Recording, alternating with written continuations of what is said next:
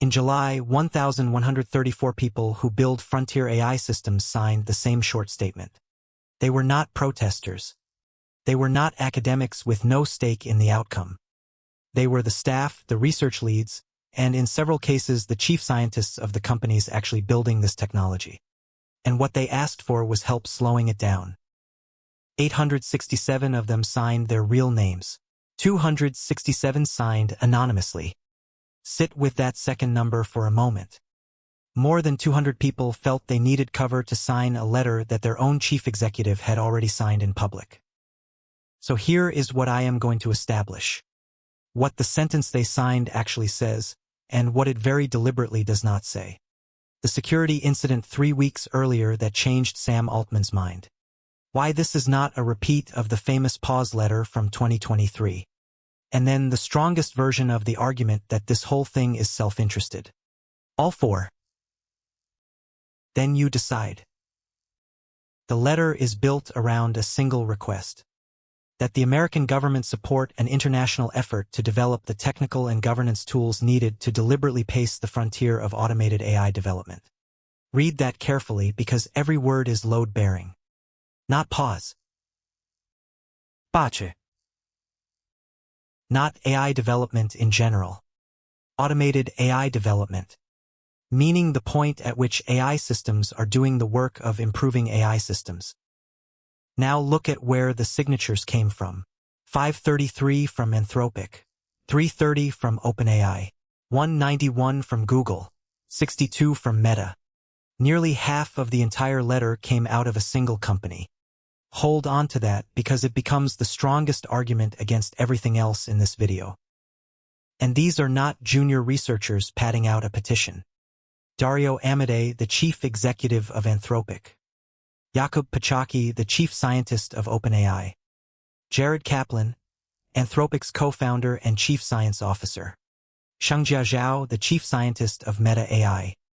Anka Dragan, who runs safety and alignment at Google. Chris Olah, who leads interpretability research at Anthropic. Then OpenAI and Anthropic both went further and endorsed the statement as companies. And the notes they left beside their signatures do not read like corporate messaging. One OpenAI researcher described an intelligence explosion producing what he called a deadly race. An Anthropic researcher wrote that safety teams have to sprint to prevent new risks every few months. Another signatory wrote simply that it needs to be global, and that right now there is no way to do that. And here is the part most of the coverage got wrong. This is not a call for a pause. The signatories are explicit that they are not asking anyone to stop right now. What they want is for the capability to slow down to exist before the day it is needed. Because their argument is that once systems can design the systems that design them, the window to act may not stay open. And when they say tools, they mean specific ones. Compute and training transparency, so it is possible to verify when a frontier training run actually begins. Shared evaluation standards and mandatory disclosure when something goes wrong. Verification technology that can prove a lab really did pause a line of research, rather than simply saying so. Export controls on the infrastructure that makes automated research possible. And a forum where restraint does not have to be unilateral. So what happened 3 weeks before this letter? On the 21st of July, OpenAI disclosed something that had never been publicly documented before. 2 of its models, one released and one unreleased and more capable, were being run through a cyber capability evaluation inside a sealed test environment. They were supposed to attempt security challenges. Instead, they left. They found a flaw in a package registry proxy that had not been publicly reported. They chained stolen credentials into remote code execution. They crossed the open internet. And they broke into the production infrastructure of Hugging Face, a real company, to steal the answer key for the benchmark they were being graded on. Over a single weekend, the agent took more than 17,000 recorded actions inside that infrastructure. It harvested internal credentials and datasets. It ran a command and control framework that moved itself around to stay alive. Now here is the detail that should stop you. Hugging Face found the intrusion and contained it on the 16th of July. OpenAI did not connect its own internal test to that breach until 5 days later. The company running the experiment was not the one who noticed that its model had escaped. And the reason this matters is not that a company got breached. Companies get breached every day. It is that nobody instructed it to do any of this. The objective it was given was to score well on a test. Escaping the sandbox, finding a 0-day, and breaking into a third party was simply the most efficient route it found to a higher score. Which brings us to Sam Altman. In 2023, a very famous letter asked the labs to pause training for 6 months, and Altman dismissed it, saying it missed most of the technical nuance about where a pause was actually needed. This month, he said something different. He said the industry may need to pace the rate of AI development to give society enough time to harden around new capability levels. He also called the sandbox escape the first security incident he had felt very viscerally. But this letter is not really about one security incident. It is about a trend inside the labs that most people outside them have not registered.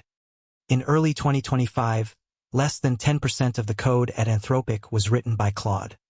By May of 2026, it was more than 80%. Anthropic published that themselves in June in research on recursive self-improvement. Their own assessment is careful.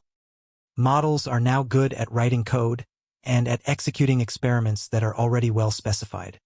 What they remain bad at is choosing what to work on and deciding which problems matter. Anthropic's words were that it is not there yet, and that recursive self-improvement is not inevitable. And then they said the thing that makes this letter make sense. That it would be good for the world to have the option to slow or temporarily pause frontier development, so alignment research and societal structures can keep up. That is a company whose own product now writes most of its code, asking for a break that does not currently exist. Now let me deal with the obvious objection. We have seen open letters before and nothing happened. That is completely true. So compare them properly. The 2023 pause letter collected more than 30,000 signatures.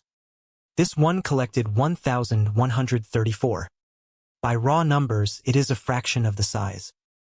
But look at who signed which one. The 2023 letter was signed by Yoshua Bengio, Stuart Russell, Elon Musk, Steve Wozniak, Yuval Noah Harari. Serious people.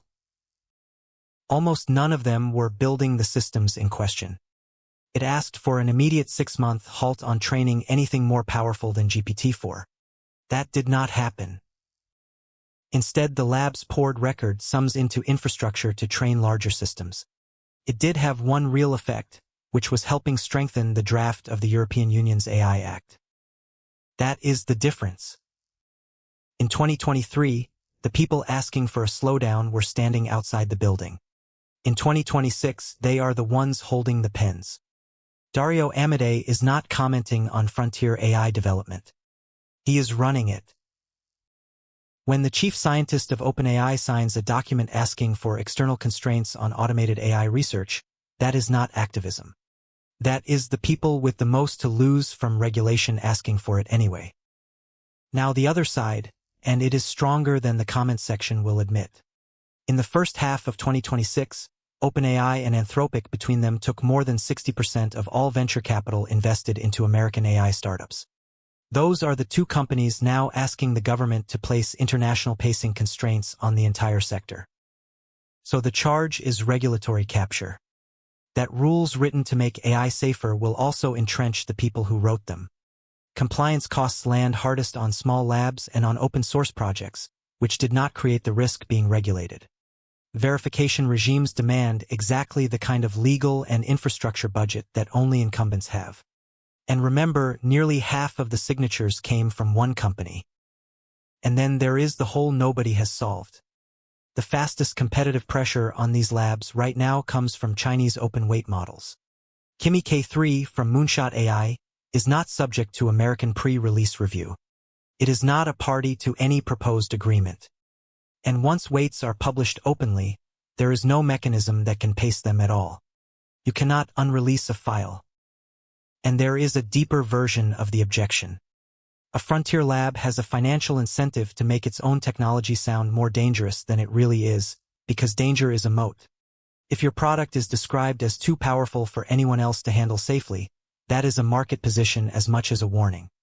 OpenAI also spent years arguing against government regulation in favor of industry-led approaches. So this reversal is either sincere or convenient, and from the outside those two look identical.